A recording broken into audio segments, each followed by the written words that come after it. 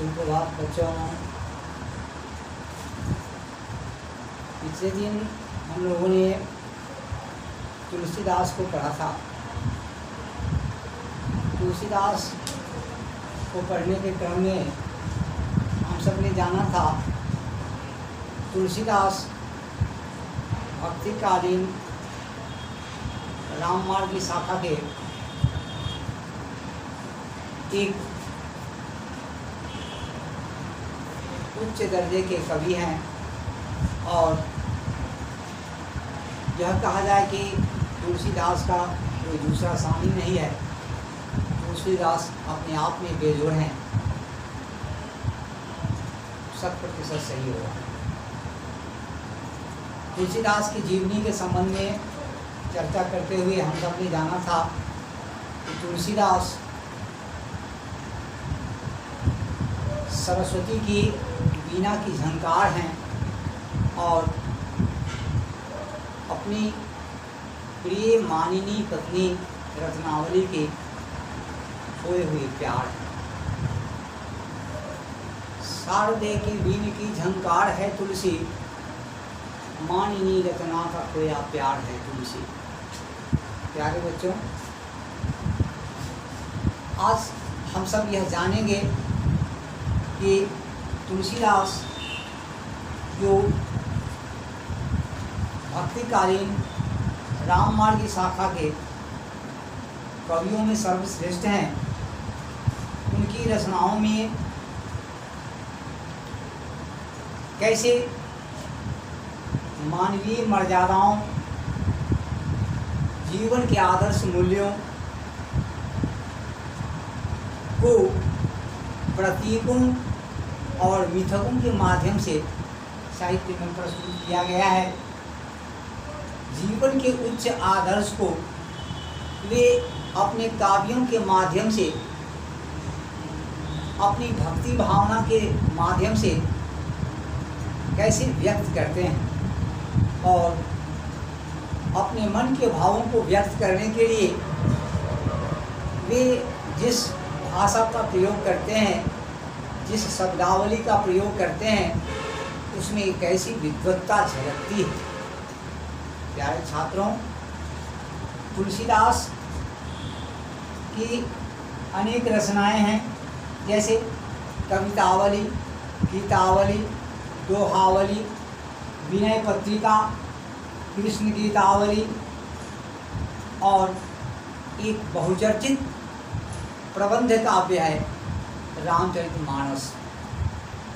रामचरितमानस जिसमें राम को अपना महानायक बतलाते हुए राम के जीवनी को एक आदर्श रूप में स्थापित करते हुए गोस्वामी तुलसीदास ने बतलाया है कि राम अपने सामाजिक परिप्रेक्ष्य के, भारतीय सांस्कृतिक जीवन के नायक हैं। कैसे राम कैसे एक आदर्श पुत्र हैं, एक आदर्श भाई हैं, एक आदर्श पति हैं और अंततोगत्वा एक आदर्श राजा हैं। राम के इन सभी रूपों को जब हम रामचरितमानस के माध्यम से देखते हैं, तब विद्वान कवि तुलसीदास की अगाध विद्वत्ता से परिचित होते हैं और यह जानते हैं कि तुलसीदास के अंदर जितनी भाव की गहराई थी, उतना ही भाषा का व्यापक विस्तार भी था। तुलसीदास मन के भावों को व्यक्त करने के लिए मानव मनोविज्ञान के भिन्न भिन्न पहलुओं को उकेरने में जितने सिद्धहस्त हैं, उनकी कला जितनी उन्नत है, उनकी भाषा उसी तरह उच्च आदर्श बोध को व्यक्त करने के लिए परिपक्व है। प्यारे छात्रों, आज का हमारा पाठ्य विषय है रामचरितमानस का एक छोटा सा प्रसंग, जनकपुर का धनुष भंग का प्रसंग। जनकपुर में राज दरबार सजा है। सभी प्रतिभागी योद्धा विश्व के कोने कोने से आकर उपस्थित हैं और प्रतियोगिता का विषय है शिव का धनुष भंग। राजा जनक ने यह प्रतिज्ञा की है कि जो इस शिव के धनुष को तोड़ देगा, अपनी प्रिय पुत्री जानकी का विवाह वे उसी से करेंगे। खेल खेल में जिस बालिका ने धनुष को अपने हाथ से उठा लिया था, उस बालिका के योग्य और अनुरूप वर वही होगा जो इस धनुष को खंडित कर दे। राजा जनक की प्रतिज्ञा के अनुसार उद्घोषणा सुनकर विश्व के कोने कोने से राजागण आते हैं। धनुष यज्ञ का एक बहुत बड़ा विशाल मंच सजता है और उस विशाल मंच पर आकर धनुष को कोई भी वीर उठा नहीं पाता है। तोड़ने की बात तो बात की बात। ऐसे समय में गुरु विश्वामित्र की आज्ञा पाकर भगवान राम शिव के धनुष को तोड़ते हैं। शिव के धनुष को तोड़ने से जो वायुमंडल में जो ध्वनि गूंजती है, वह गूंज परशुराम के पास जाती है।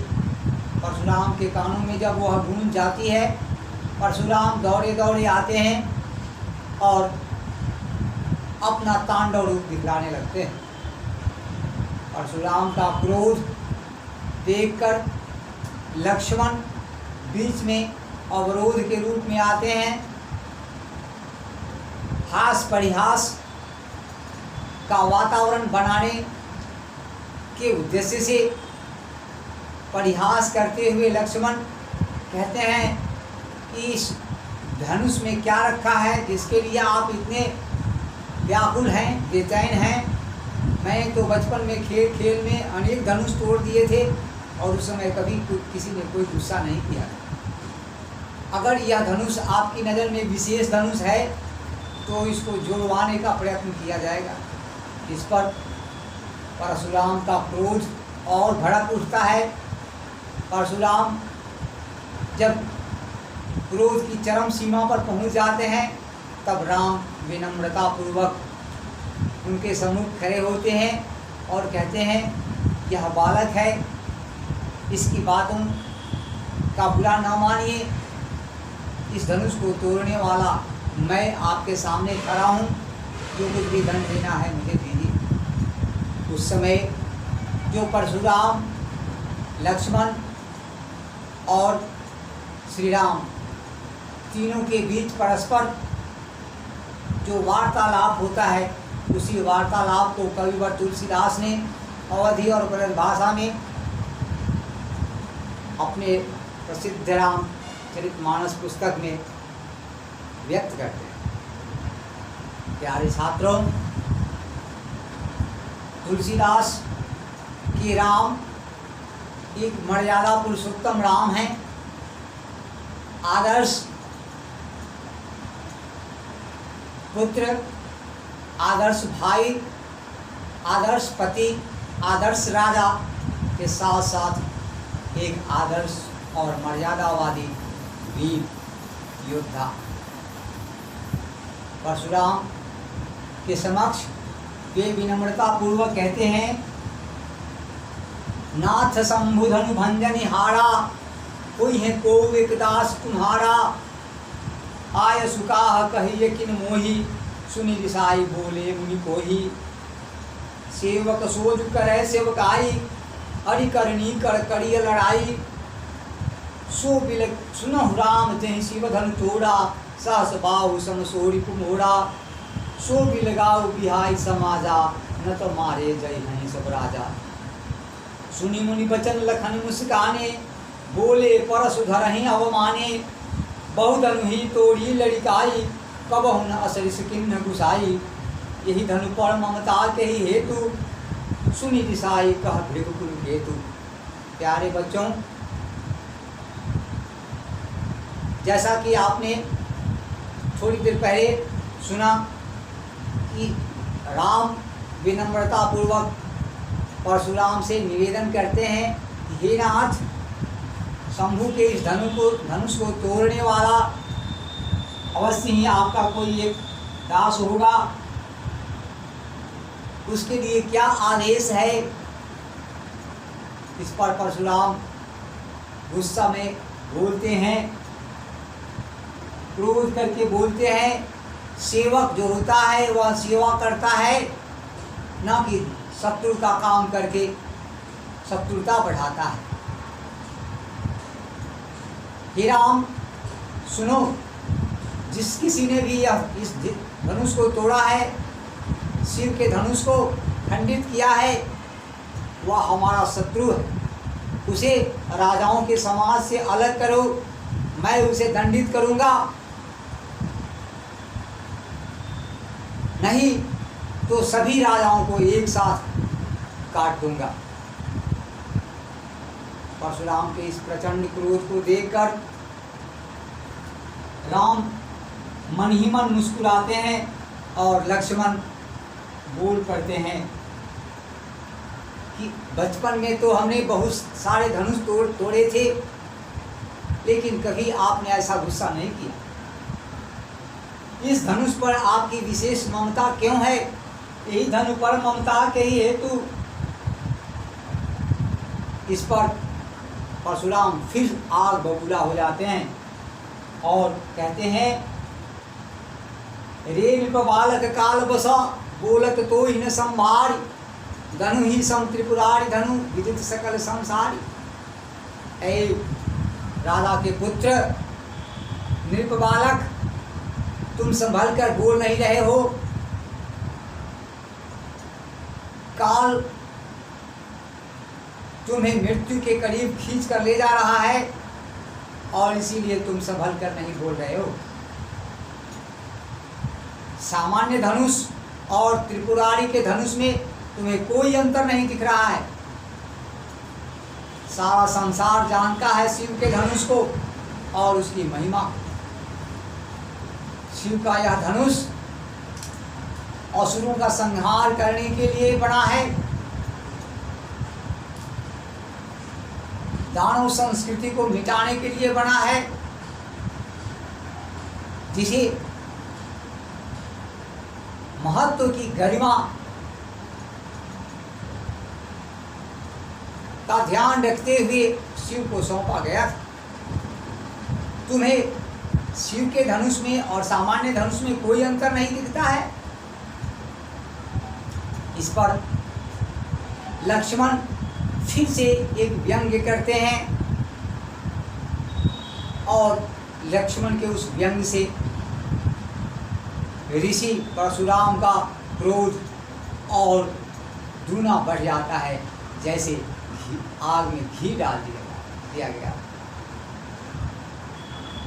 लखन कहा हसी हमरे जाना, सुनहु देव सब धनुष समाना, का क्षति लाभ जून धन तोड़े, देखा राम नयन के भोरे, छुअत टूट रघुपति न दोषु, मुनि बिनु काज करियक तरोसु, बोले चितई परसु की ओरा, रेट सठ सुनहि सुभावन मोरा, बालक बोली बधौ नहीं तोहि, केवल मुनिजर जानहि मोहि, बाल ब्रह्मचारी अति कोहि, विश्व विदित क्षत्रिय कुलद्रोही, भुजबल भूमि भूप बिनु किन्नी, विपुल बार महि देव न दिन्नी, सहस बाहु भुज छे गनिहारा, परशु बिलोक महीप कुमारा। प्यारे बच्चों, लक्ष्मण की व्यंग युक्ति पर, लक्ष्मण के उस अवहेलना पर, उस उपहास पर परशुराम का क्रोध भड़क उठता है और परशुराम कहते हैं, क्या तुम्हें मालूम नहीं है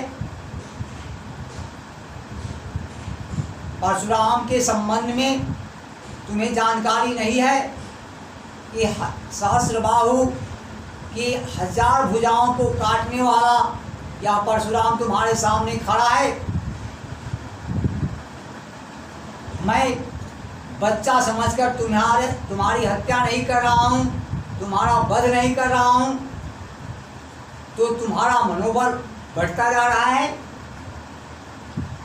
सुनो मेरे संबंध में परशुराम की घोषणा। मैं बाल ब्रह्मचारी परशुराम संसार में क्रोध के लिए प्रसिद्ध और प्रचलित क्षत्रियों के कुल का विनाश करने वाला, अपनी भुजाओं के बल से पूरी पृथ्वी को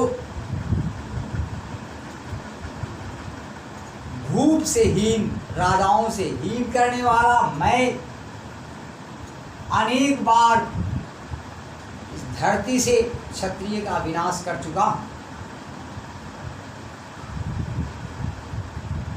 और सहस्रबाहों के हजारों भुजाओं को काटने वाला मैं ही हूं। मेरे इस परसे को देखो और अपनी बात बनाना बंद करो, अपनी बात वापस लो। इस पर फिर से कैसे लक्ष्मण व्यंग्य करते हैं उसे जरा देखिए कवि के शब्दों में। बिहसी लखनु बोले मृदुवानी, अहो मुनीसु महाभटमानी, पुनि पुनि मोहि देखाव कुठारू, चहत उड़ावन फूंकी पहारू, यहाँ कुम्हर बतिया को नाही, जे तर जनी देखी मरि जाही, देखी कुठारू सरासन बाना, मैं कछु कहा सहित अभिमाना, भृगुसुत समुझ जनेऊ बिलोकी, जो कछु कहूँ सहों ऋष रोकी, सुर महिसुर हरिजन अरुगाई, हमरे कुल इन पर न सुनाई, बधे पाप अपकीरति हारे, मारत हूँ पापड़िय तुम्हारे, कोटि पुलिस सम वचन तुम्हारा, व्यर्थ धरहु धनु बाण कुठारा। जब परशुराम लक्ष्मण से कहते हैं कि मातु पिता ही जनी सोच बसा, करसी महिष किशोर, गर्भन के अर्भक दलना परशु मोर अति घोर। मैं तुम्हें बच्चा समझकर छोड़ रहा हूँ, अपने माता पिता का ख्याल करो, जिसने अनेक महीनों तक अपने गर्भ में रखकर तुम्हें उत्पन्न किया, उनकी ममता का ख्याल करो और अपनी वाणी पर नियंत्रण रखो, नहीं तो तुम मारे जाओगे। इस पर लक्ष्मण कहते हैं, परशुराम की उपेक्षा करते हुए, परशुराम की हंसी उड़ाते हुए लक्ष्मण कहते हैं, हे ऋषि, आप तो बहुत बड़े मुनीष हैं, मुनियों के ईश ऋषि हैं, महर्षि हैं, आप सिर्फ ब्रह्मर्षि नहीं हैं। तो आप बहुत बड़े मुनि हैं, ऋषि हैं, फिर आप मुझे बार बार कुठार क्यों दिखा रहे हैं? क्या आप पर्वत को फूंक कर उड़ाना चाहते हैं? क्या मुंह के हवा से पहाड़ उड़ जाएगा जो आप इस तरह क्रोध कर रहे हैं मुझ पर? क्या मैं आपके क्रोध से डर जाऊंगा? नहीं, बिल्कुल न डरूंगा। मैं कोई कोहरे का बतिया नहीं हूं जो कानी उंगली दिखाने से सड़ जाएगा। मैं आपके कुठार और धनुष बाण को देख रहा हूं। मैंने अभिमानवश नहीं, स्वभाववश कहा है, स्वभाववश। मैं रघुवंशियों में से हूं, उन रघुवंशियों में से हूं जिसके यहाँ देवताओं पर, ब्राह्मणों पर, गाय पर अपनी वीरता नहीं दिखाई जाती है, अपना बल नहीं दिखाया जाता, क्योंकि देवताओं को, ब्राह्मणों को, गायों को मारने से हमारे कुल में पाप लगता है और उनसे हार जाने पर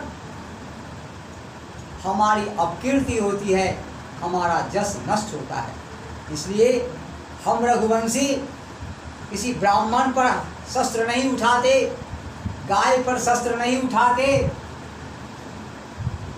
हरि के लोगों पर, हरि भक्तों पर, भगवान के भक्तों पर शस्त्र नहीं उठाते। सुर महिसुर हरिजन और गाई, हमरे कुल इन पर न सुराई। सुर महिसुर हरिजन और गाय, इन चारों पर हमारे वंश के लोग अस्त्र नहीं उठाते। और इसीलिए मैं आपके कठोर पहाड़ के समान, पत्थर के समान कठोर वाणी को सुनकर नियंत्रित रह रहा हूँ, चुप रह रहा हूँ। कोटि पुलिस सम वचन तुम्हारा, कठोरों वज्र के समान आपके कठोर वाणी को सुनकर मैं चुप बैठा हूँ। आप तो बेकार का व्यर्थ में धनुष और बाण और यह कुठार धारण किए हुए हैं। आपके इस धनुष बाण और कुठार से हमारा कुछ न बिगड़ने वाला। लक्ष्मण के इस वीर उत्तेजना पूर्ण शब्द को सुनकर परशुराम का क्रोध फिर से भड़क उठता है।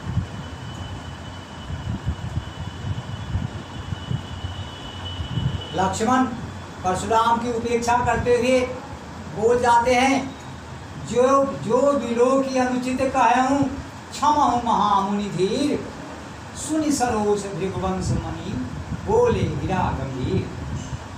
जो मैं देख रहा हूँ उसको देखकर मैंने कह दिया है, और इससे अलग अगर आप में कोई गुण है जिन्हें मैं नहीं देख रहा हूँ तो उसके लिए आप मुझे क्षमा कीजिएगा।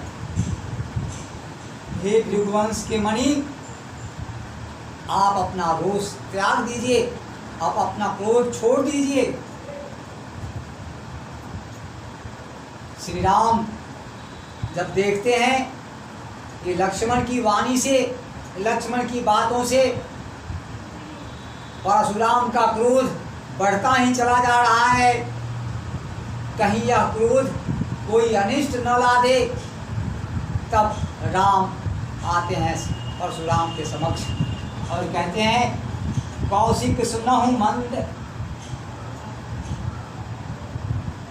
परशुराम जब लक्ष्मण की ये बातें सुनते हैं तब विश्वामित्र को संबोधित करते हुए परशुराम कहते हैं, कौशिक सुनहु मंद यह बालक, कुटिल काल बस निज कुल घालक, भानु वंश राकेश कलंकु, निपट निरंकुश अबुध असंकु, काल कवलु होई छन माही, कहूँ पुकारी खोरी मोहि नाही, तुम हट कहूँ जो चाहूँ उबारा, कई प्रताप बल रोष हमारा, लखन कहे मुनि सुजस तुम्हारा, तुम ही अछत को बरनय पारा, अपने मुँह तुम आपन करनी, बारह अनेक भांति बहुभरणी, नहीं संतोष पुनि कछु कहूँ, जनि रिस रोग दुसा दुख सहूँ, वीर व्रती तुम धीर अछोभा, गाड़ी देत न पावो शोभा।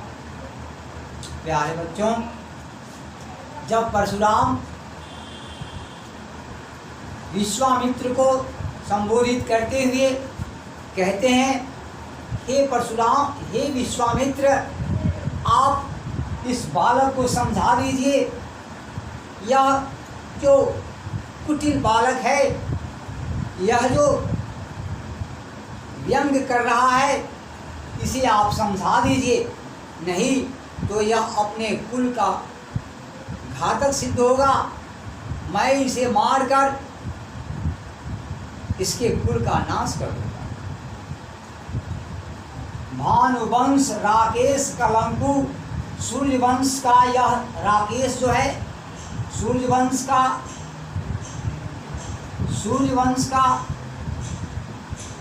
यह बालक चंद्रमा के कलंक की तरह है, जो बिल्कुल निपट है, बिल्कुल मूर्ख है, बेवकूफ़ है और निरंकुश है। इसको कोई समझदारी नहीं है और नासमझी में यह असंख्य भी है, इसको कोई शंका कोई भय भी नहीं। ऐसे बालक को मैं तुरंत काल कवलित कर दूंगा, क्षण भर में इसे समाप्त कर दूंगा। मैं बार बार कह रहा हूँ, समझा रहा हूँ, आप इसे समझा दीजिए। नहीं तो बाद में जब हमारा परशु उठ जाएगा तब फिर आप न कहिएगा कि मैंने यह क्या कर दिया।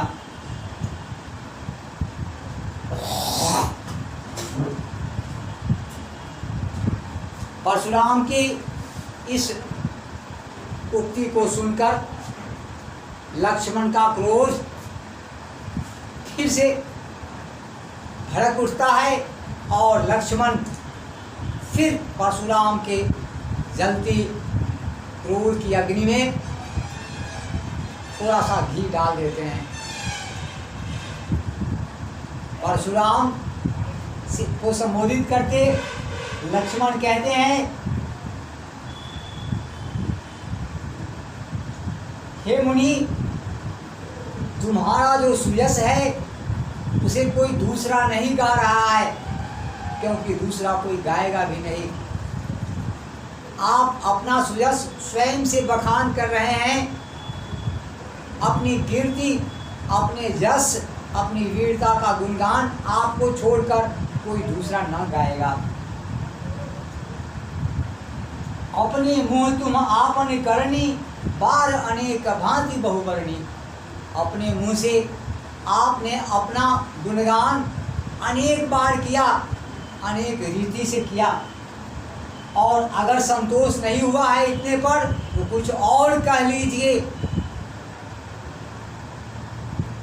नहीं संतोष तब पुण्य का चुकाओ, जनिल स्वरूप की दूसरा दुख सहाओ। और अपने क्रोध को रोक कर दुगना दुख मत सहिए। जो वीर होते हैं वो अपनी करनी दिखलाते हैं, अपना काम दिखलाते हैं, अपनी वीरता दिखलाते हैं। वो अधीर होकर गाली नहीं बकते हैं। वीर व्रती तुम धीर या क्षोभा, गाली देत न पाव शोभा। इस तरह आपका यह क्रोध कहीं से भी शोभनीय नहीं है। सूर समर करनी करही, कहीं न जनावही आपू, विद्यमान रन पाए रिपु, कायर कथहि प्रताप। सूर जो होते हैं, जो वास्तव में वीर होते हैं, वे काम करते हैं, अपनी वीरता दिखलाते हैं, व्यर्थ का प्रलाप नहीं करते हैं, व्यर्थ का बकवास नहीं करते हैं। व्यर्थ का बकवास तो कायर लोग करते हैं। प्यारे बच्चों, इन चौपाइयों के माध्यम से आपने देखा दो वीरों के बीच, दो लोगों के बीच जो वार्तालाप होता है, उस वार्तालाप की जो सहजता होती है, उस वार्तालाप की जो स्वाभाविकता होती है, उस स्वाभाविकता को गोस्वामी तुलसीदास ने कैसे अवधि और ब्रजभाषा के शब्दों से व्यक्त किया है, और कितना सटीक, कितना प्रत्युत्पन्न मतित्व से भरा हुआ एक दूसरे की वार्तालाप शैली में किस शब्द का क्या उत्तर, किस प्रश्न का क्या उत्तर और कैसी स्वाभाविकता के साथ उत्तर हो सकता है, इसे व्यक्त करने में कवि की भाषा आप देख रहे हैं। मन के भावों को व्यक्त करने के लिए कवि ने जो भाषा का प्रयोग किया है, वह भाषा अपने आप में सराहनीय है। प्यारे बच्चों, आप इन पंक्तियों को अपनी किताब से देखकर याद करेंगे। अब तक जो कुछ समझाया गया उसको अपनी कॉपी में लिखने का प्रयत्न करेंगे, और जो कुछ आपने तुलसीदास के संबंध में समझा, इस कविता के चौपाइयों के संबंध में, दोहे के संबंध में कुछ समझा, उसे लिखने का प्रयास करेंगे। फिर अगले वर्ग में हमारी मुलाकात होगी। आज के लिए इतना ही, धन्यवाद।